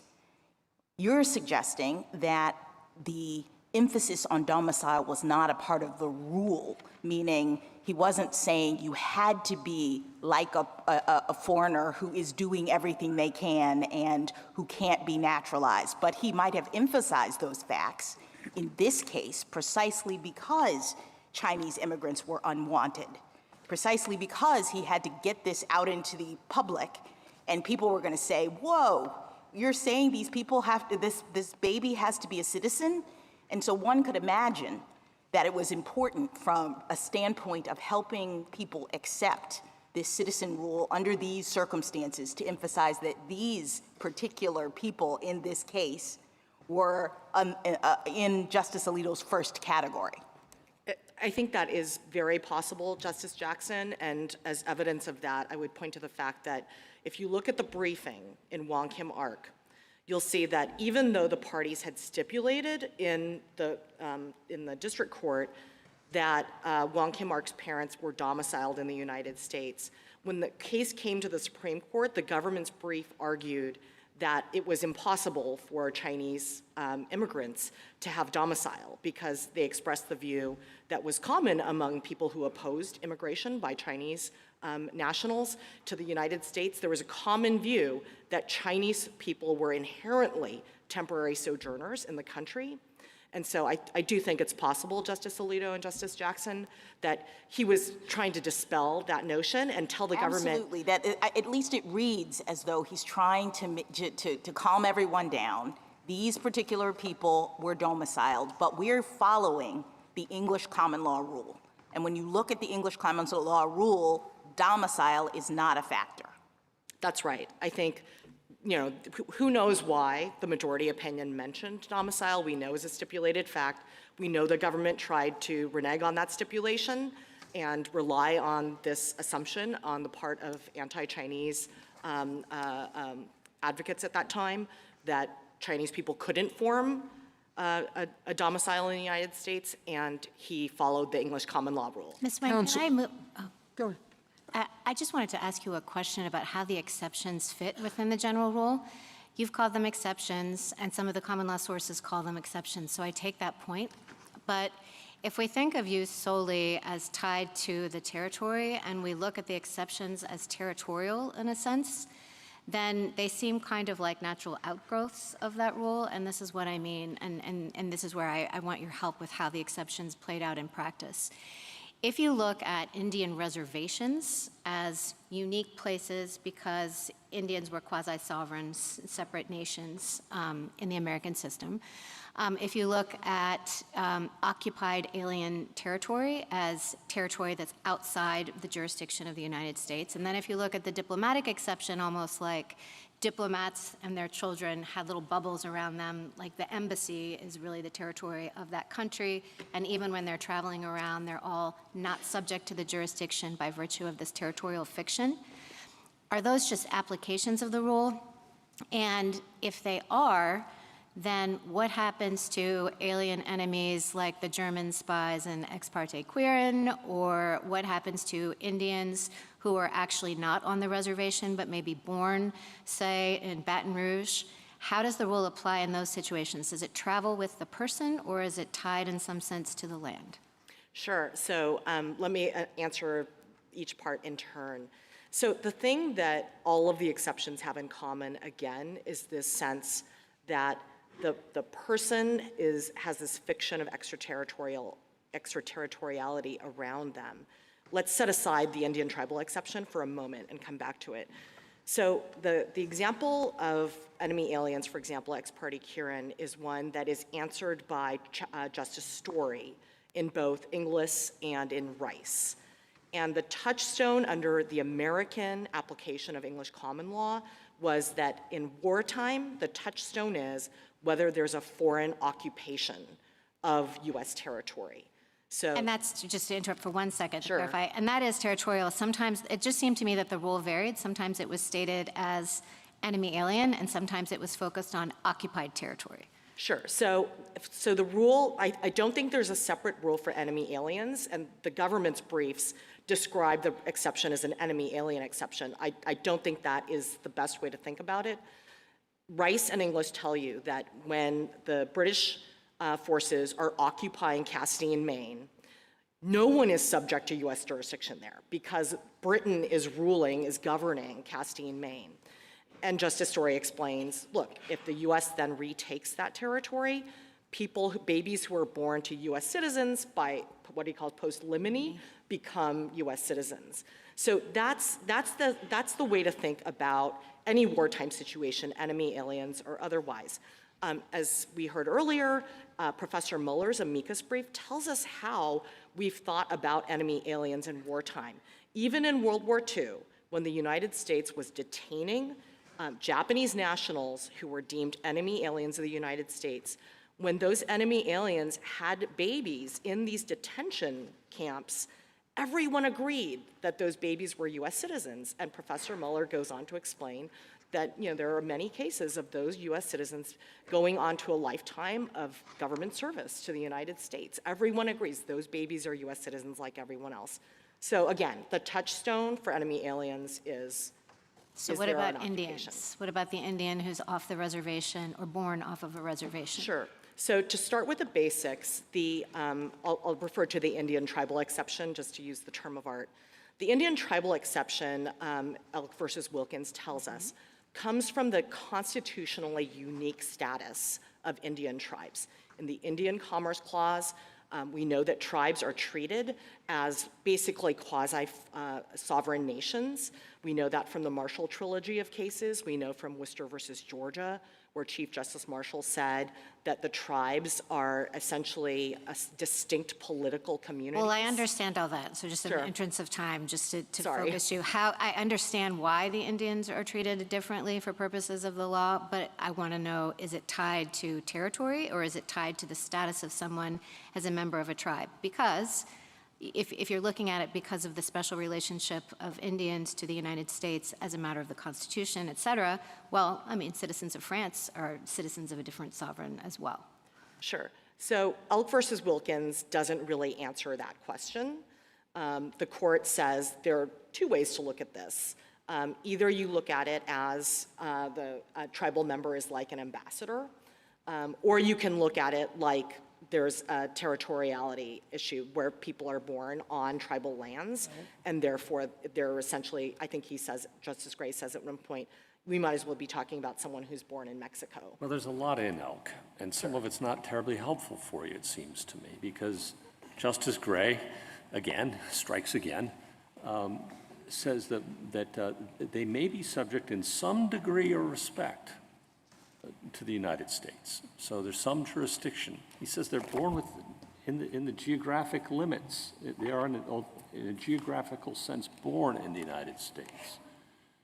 But because they are not completely subject to the jurisdiction of the United States and owe allegiance distinct from the United States, that's what takes them outside. And that language sure sounds a lot like the Solicitor General's presentation today. To the contrary, Justice Gorsuch, I embrace that part of Elk versus Wilkins' holding. Justice Gray, of course, wrote both Wong Kim Ark. I know, and it's a struggle. Sure. Let me try to help you out with that.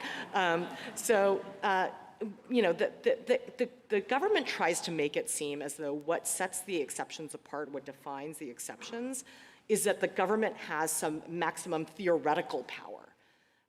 The government could have exercised plenary regulatory power over the tribes, and therefore that's the same situation as a foreign national in the United States. But that's actually not true, because remember, if there's always this background notion, whatever the parameters of the relationship between the United States government and tribal nations at that time of ratification, there was this constitutionally distinct status of the tribes and tribal members, setting them, excluding from apportionment, which was renewed in the 14th Amendment. And that's not true of foreign nationals. If the government were right, that the question is what's the maximum theoretical power the government has, there would be no ambassador exception, because of course the United States could decide in some instance to go ahead and prosecute an ambassador. There would be inter-sovereign comity considerations there. That's how you define the exceptions. And as Wong Kim Ark says, Elk versus Wilkins has no bearing on the question of foreign nationals. Ms. Wong, on the earlier answer you gave to Justice Gorsuch on the temporary sojourners cases, those were distinct cases, correct, where the parents had come to the U.S. and didn't want to give citizenship to their kids, took them out immediately, correct? I'm sorry, Justice Sotomayor, I'm not sure which cases you're referring to. All right, that we can look at. Okay. Ms. Wang, would you agree that the citizenship test in the 14th Amendment is the same as the test in the 1866 Civil Rights Act? So the words are obviously different. What Wong Kim Ark tells us and what the debates tell us is that the framers, it was the same Congress obviously framing both. Congress was trying to do the same thing with both the 1866 Act and with the 14th Amendment. They wanted to capture the common law exceptions and the Indian tribal exception. They started out with the two separate phrases, not subject to any foreign power, plus excluding Indians not taxed. And as Justice Gray described it in his majority opinion in Wong Kim Ark, they decided to switch to the affirmative phrase, subject to the jurisdiction. Yeah, well, do they mean the same thing? And wouldn't it be very odd if the citizenship test in the 14th Amendment were broader than the citizenship test in the 1866 Civil Rights Act, particularly in the light of the fact that the 1866 Civil Rights Act was reenacted after the adoption of the 14th Amendment and remained in place until 1940. Sure, the framers were trying to do the same thing with the language in both. Okay, so then I think we can turn to the language of the 1866 Civil Rights Act because it's more straightforward. Subject to the jurisdiction thereof is like the puzzle wrapped in an enigma, wrapped in a mystery, but not subject to any foreign power is pretty straightforward. So let me give you these examples. A boy is born here to an Iranian father who has entered the country illegally. That boy is automatically an Iranian national at birth, and he has a duty to provide military service to the Iranian government. Is he not subject to any foreign power? Not within the meaning of the 1866 Act, Justice Alito. And that's clear from Wong Kim Ark, and it's clear from the debates. What the framers meant by the phrase not subject to any foreign power was referring to the ambassador exception. If it meant what the government contends, basically not a subject of any foreign power, that another country considers you a jus sanguinis citizen, then lawful permanent residents, all foreign nationals. Well, ordinary public meaning of that would certainly encompass that boy, would it not? Justice Alito, if you think that the language of the 1866 Act was ambiguous, as Wong Kim Ark says, the shift to the language of the 14th Amendment, which is the operative text, certainly clears up any ambiguity. What I said about a boy born to an Iranian father is true of children born here to parents who are nationals of other countries. If I'm correct, it's true to a child who's born here to Russian parents. It's true to a child who's born here to Mexican parents. They're automatically citizens or nationals of those countries and have a duty of military service. It sure seems like that makes them subject to a foreign power. But again, Justice Alito, that would have meant that the children of Irish, Italian, and other immigrants, which Wong Kim Ark refers to and the framers refer to, would not have been citizens either. because if the only test is whether that US-born child is considered a citizen by another country under their jus sanguinis laws, then no foreign nationals' children would be Well, included in in all of citizenship. those cases, the parents could be naturalized, and then the children would be derivatively naturalized when the parents were naturalized. Wong Kim Ark, I'm sorry, the red light is on. Wong Kim Ark has a passage explaining how this court should treat dicta. And it quotes something that John Marshall said. It is well, this is quoting from Wong Kim Ark, it is well to bear in mind the oft-quoted words of Chief Justice Marshall, it is a maxim not to be disregarded, that general expressions in every opinion are to be taken in connection with the case in which those expressions are used. If they go beyond the case, they may be respected, but ought not to control the judgment in a subsequent suit when the very point is presented for a decision. So does that fall within the, what's good for the goose is good for the gander rule? That's how Wong Kim Ark treats what was said in the slaughterhouse cases. Should we apply that same rule to Wong Kim Ark itself? Wong Kim Ark tells you what to make of the slaughterhouse dicta. It was dicta. The issue of citizenship was not at play in slaughterhouse. And in contrast, the parts of the holding, the parts of the decision that I alluded to are the controlling rule of decision. Again, we look to the English common law in construing the 14th Amendment. Thank you, counsel. Justice Thomas? Anything further, Justice Alito?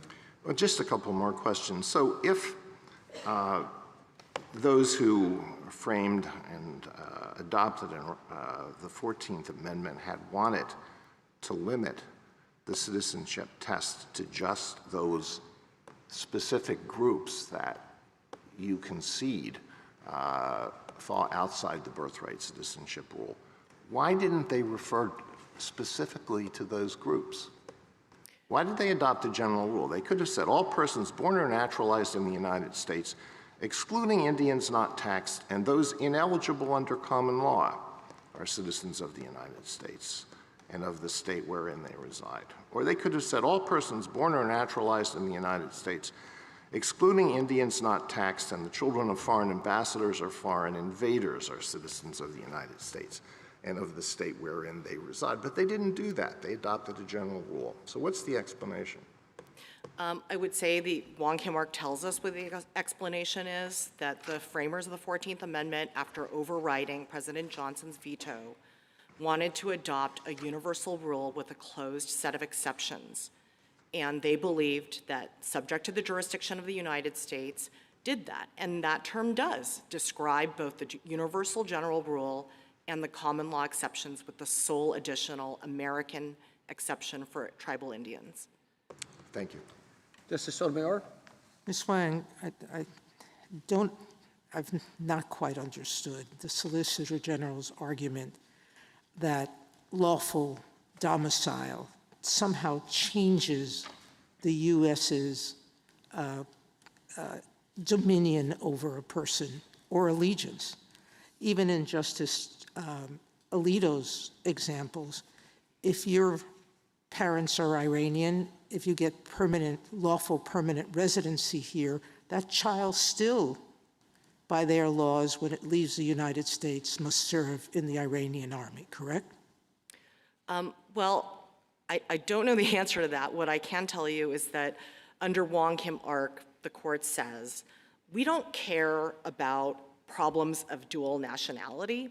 We don't look to other countries' laws in construing our 14th Amendment. Well, it was undisputed there that Wong Kim Ark's parents owed loyalties to China, correct? Sure, yes. What I'm saying is, even if you become a permanent resident, you're not a U.S. citizen. So Correct. Your primary loyalty still remains with your citizenship country, wherever you came from. That's right, Justice Sotomayor. I take your point now. You understand what I'm saying. And during temporary whether it's lawful or unlawful, temporary presence in the United States, you are subject to the U.S. laws, correct? That's right. The question that the 14th Amendment asks is whether the U.S.-born child is subject to U.S. jurisdiction when they're born. Meaning, are they within the U.S. territory? Exactly, other than people covered by that closed set of exceptions. Okay, thank you. That's right. In other words, the government's rule, which really is looking at whether someone has a divided allegiance because they're a citizen of another country, would exclude the children of all foreign nationals, and that isn't what they're saying. Exactly. So the only way that allegiance, lawful or unlawful, has no play in this question. I would say that the relevance of allegiance is the relevance under the English common law rule that's embodied in the 14th Amendment. All persons born in the territory of the sovereign owe natural allegiance. Except for the three limited exceptions. Precisely. Justice Kagan? I think I'd like to take you back to the first question that Justice Alito asked General Sauer, and it was this question of what do we do if we think we have a new problem that didn't exist at the time of the 14th Amendment? I don't think, actually, that the U.S. government argues the case this way, but let's put the U.S. government's arguments aside and just ask something like, well, everything that you're saying would suggest an answer to the question of people who, the children of people who are temporarily in the U.S. but here lawfully. Is there any way that there might be a different answer with respect to the children of people who are here unlawfully because of this new problem issue that Justice Alito has raised? No, there is no difference. And of course, the government's arguments as to people who are unauthorized immigrants in this country all runs through and hinges on their domicile requirement. The first thing I would say in response is that, once again, it's crystal clear from Wong Kim Ark and from the debates that the framers of the 14th Amendment meant to have a universal common law rule of citizenship subject to the closed set of exceptions. And we can't take the current administration's policy considerations into account to try to re-engineer and radically reinterpret the original meaning of the 14th Amendment. The second point I would make is that, in fact, the framers did consider the concept and the actual problems of immigration that were coming up at that time. In addition to this, notable exchange between Senator Cowan and Senator Conness, where Cowan says, if we have this citizenship clause as part of the Constitution, we are going to encourage these gypsies, what he called gypsies, Roma, in Pennsylvania, whom he characterized as invaders, trespassers, and lawbreakers. We'll encourage them to come into our country because their children will be citizens.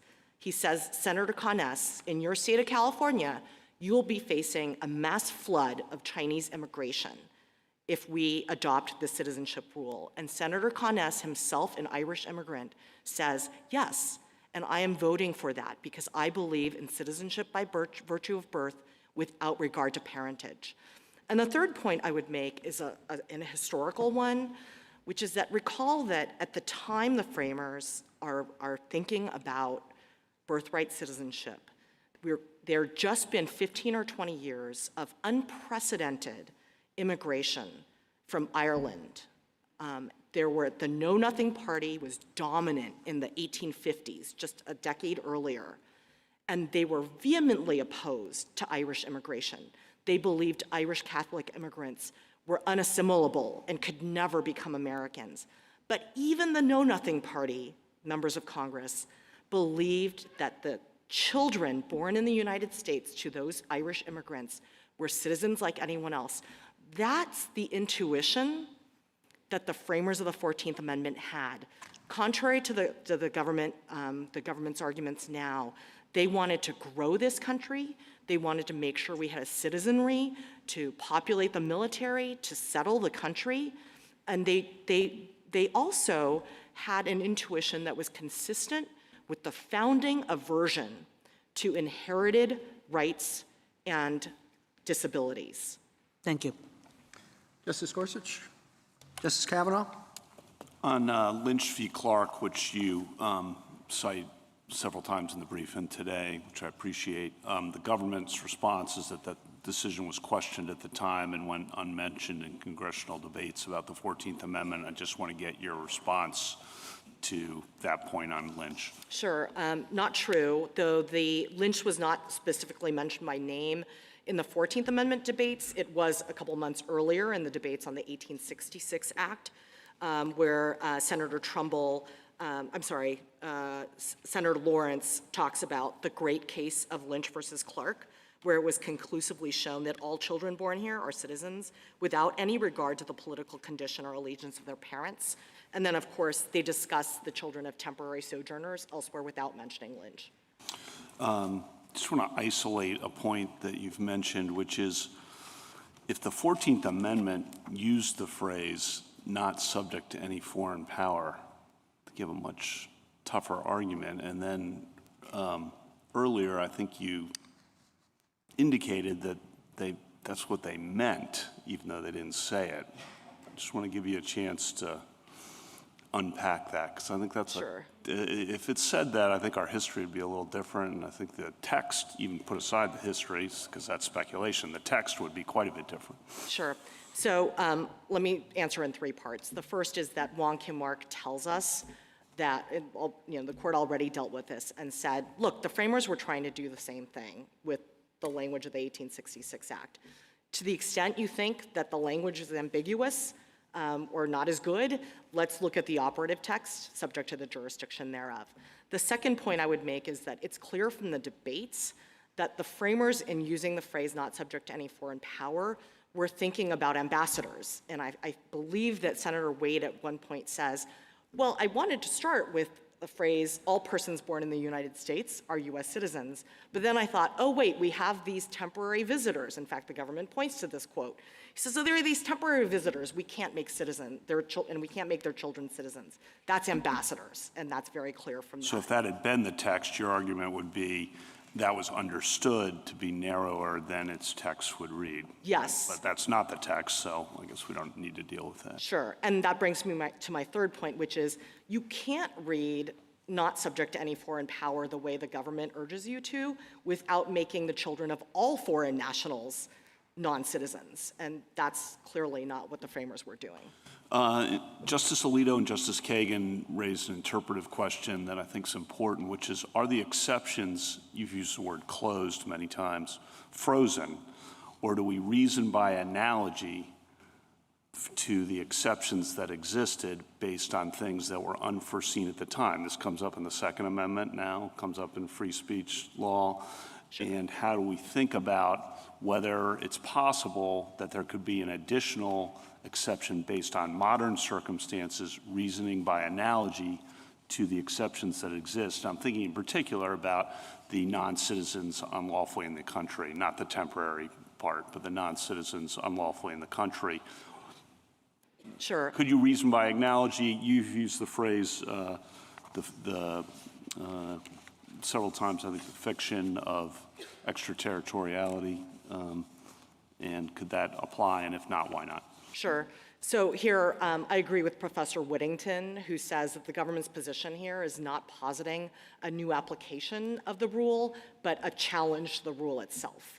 And I think that's right. We know that the 14th Amendment's rule does provide for a universal rule with a set of closed exceptions. Wong Kim Ark says so at least twice. It says in an earlier passage that the framers were not trying to introduce any new exceptions. To the contrary, they were trying to foreclose any caste-creating exceptions like the court had created in Dred Scott. The second reason we know this is that the debates themselves had the framers saying, number one, we are declaring what is already the law in this country, at least for white Americans, and we are putting any further exceptions to birthright citizenship outside the reach of any future Congress. They were very concerned about that. That's the whole impetus for the Citizenship Clause.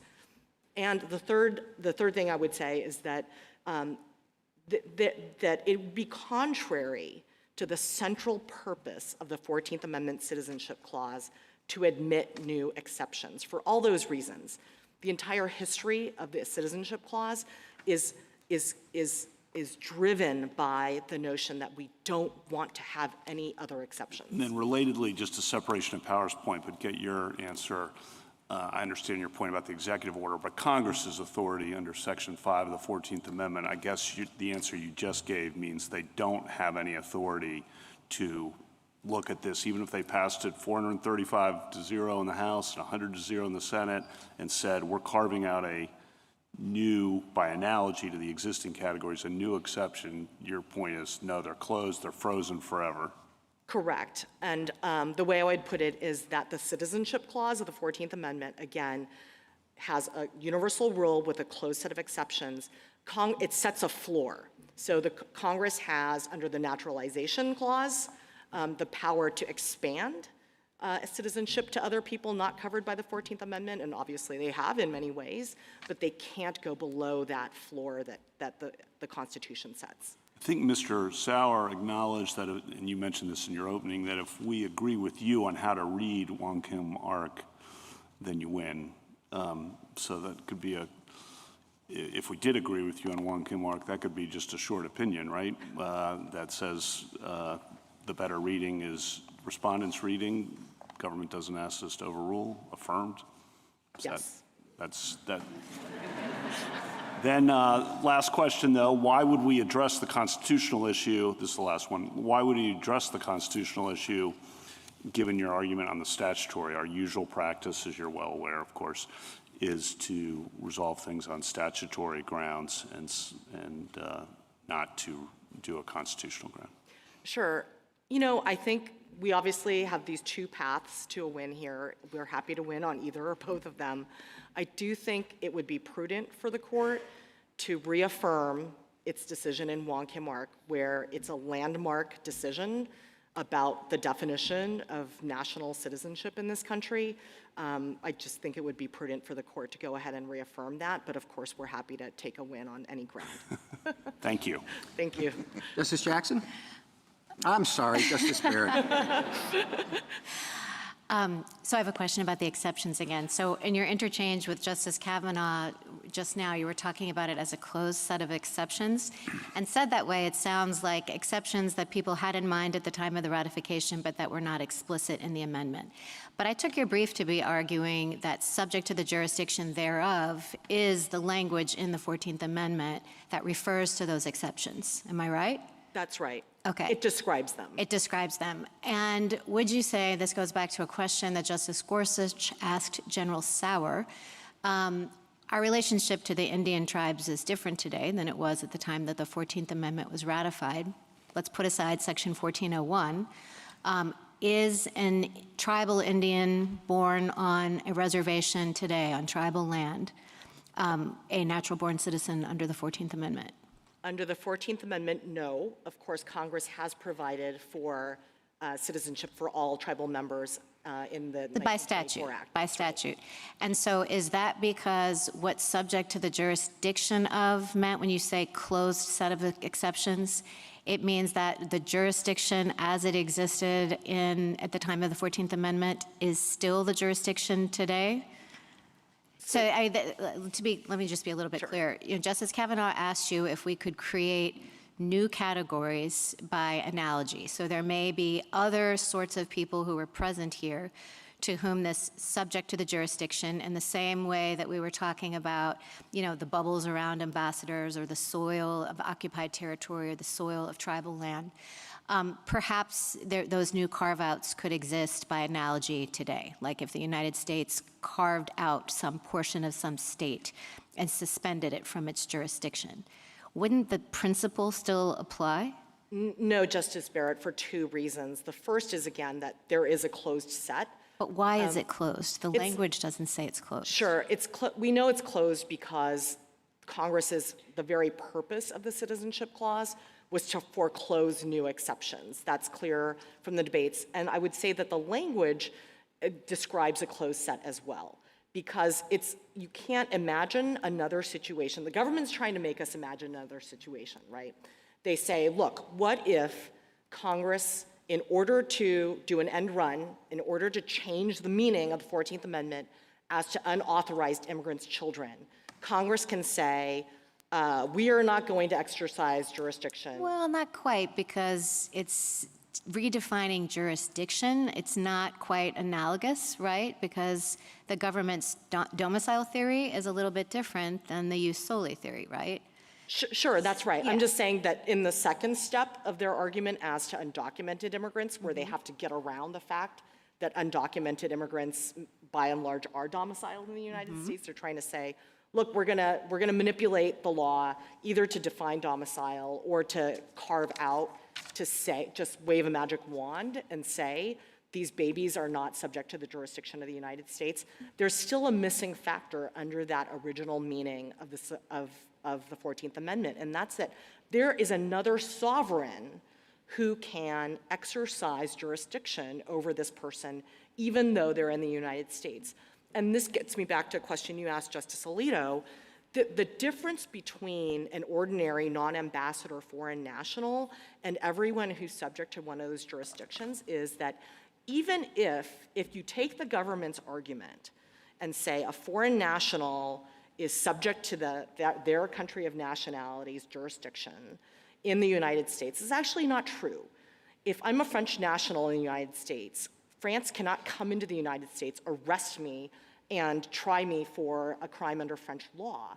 And that's what sets ordinary foreign nationals apart from ambassadors. Well, no, I mean, I understand. That wasn't quite the hypothetical. I understand that. Let me just ask you, no, that's okay. Let me just ask you one last question about Indians. So I gather what you're saying is that Congress cannot expand the set of, we'll call them exceptions, right? But you're saying it can't contract them either, and that was the Indian example. So what if, again, putting aside Section 1401, what if our relationship with tribal Indians has changed so much that we would say, no, Indians really are fully subject to the jurisdiction of the United States in the way any other, natural-born citizen is? You're saying that that doesn't change the constitutional status of Indian citizenship. Let me be clear. What I'm saying is that the meaning of the 14th Amendment is we have to go with the original public meaning. And obviously, at the very time that the framers were, thinking about the 14th Amendment, at the time of ratification, that relationship between the United States and tribal nations was in flux, right? The government has made various arguments about Congress's authority, but the way the framers thought about it and the way that Wong Kim Ark describes it is that there was a unique constitutional status, unlike any other relationship between sovereigns in all the world, between the United States and the Indian tribes. And that is what gave rise to the pre-existing exclusion of Indian tribal members from U.S. citizenship, and that's what the 14th Amendment captures. Justice Jackson? So I want to understand how you are responding to the government's argument that because temporary visitors and undocumented immigrants are still governed by their home countries, and in the government's take on this, you can't have you can have allegiance to two different sovereigns. Those groups can't have the requisite allegiance to be subject to the United States for the purpose of the 14th Amendment. That's what I hear the government saying, but I do think that that seems to rest on a different understanding of allegiance than what was in the English common law, and that when we understand what the English common law thought about allegiance, you can see that you can have allegiance to two different sovereigns at the same time. This kind of goes back to Justice Alito's questions. I mean, I was thinking about this, and I think there are various sources that say this, that you obviously have permanent allegiance based on being born in whatever country you're from. That's what everybody recognizes. But you also have local allegiance when you are on the soil of this other sovereign. And I was thinking, I, a U.S. citizen, am visiting Japan. And what it means is that, if I steal someone's wallet in Japan, the Japanese authorities can arrest me and prosecute me It's allegiance, meaning can they control you as a matter of law? I can also rely on them if my wallet is stolen to, under Japanese law, go and prosecute the person who has stolen it. So there's this relationship based on, even though I'm a temporary traveler, I'm just on vacation in Japan, I'm still locally owing allegiance in that sense. Is that the right way to think about it? And if so, doesn't that explain why both temporary residents and undocumented people would have that kind of quote-unquote allegiance just by virtue of being in the United States? That's absolutely right, Justice Jackson, and that comports with the plain text of the 14th Amendment as it applies to everyone born in the United States other than those subject to the exceptions that were baked in, a close set. You owe natural allegiance as a US-born citizen. If you want to look at the parents of those people, and let's say the parents are foreign nationals but not ambassadors, the parents owe temporary allegiance. Right, so the under babies US get common the law. permanent allegiance piece of this, and the parents get the local allegiance piece of this. So to the extent we're looking for allegiance, we have it. That's right. Thank you. Thank you, counsel. Rebuttal, General Sauer?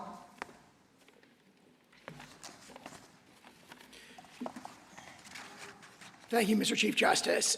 Justice Kavanaugh, turning to Lynch against Clark, that you raised didn't come up when I was talking about it. Keep in mind that we say that's questioned at the time. It's questioned by a higher court in the same state. The state of New York, in the Ludlam decision in 1860, specifically said that someone who's traveling or sojourning abroad, though born in a foreign country, is not born in foreign allegiance. So obviously there is tension within that very state, and that's what contemporary commentators noted. And I make a more fundamental point about that. Lynch is not interpreting the 14th Amendment because it predates it. So it's not looking at the language of the 14th Amendment. It's looking at, what does the word citizen mean, for example, in the clause. So there's an anachronism to their reliance on it. And I think that turns to a point that Justice Alito emphasized. Once you get to that language of the 1866 Civil Rights Act, where Congress said not subject to any foreign power, clearly, we are no longer dealing with the British conception of allegiance, because Calvin's case and Blackstone say whether you're subject to another foreign power is irrelevant to whether or not you become a citizen. So again, the concession that I heard to be made that those two mean the same thing, which this court held in General Building Contractors, that the Civil Rights Act has the same scope as the Citizenship Clause of the 14th Amendment. Once you're saying not subject to any foreign power, Congress has clearly departed from the common law, the British conception of allegiance, that monarchical conception of allegiance. They have adopted the Republican conception of allegiance, and there's all kinds of evidence going back to the late 1700s that that's the way they thought about it. And there was a reference, I think, in my friend's presentation about the Marshall Woodworth treatise from the late 1890s.